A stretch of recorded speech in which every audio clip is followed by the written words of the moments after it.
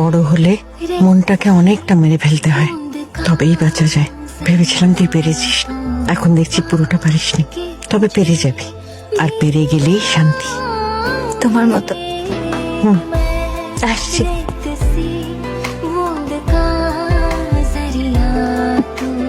কি হলো, খোলো।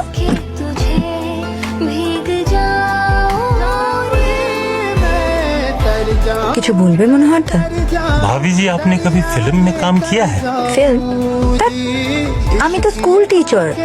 हाँ वो तो है, তাহলে नहीं वो औरत बिल्कुल आप जैसी।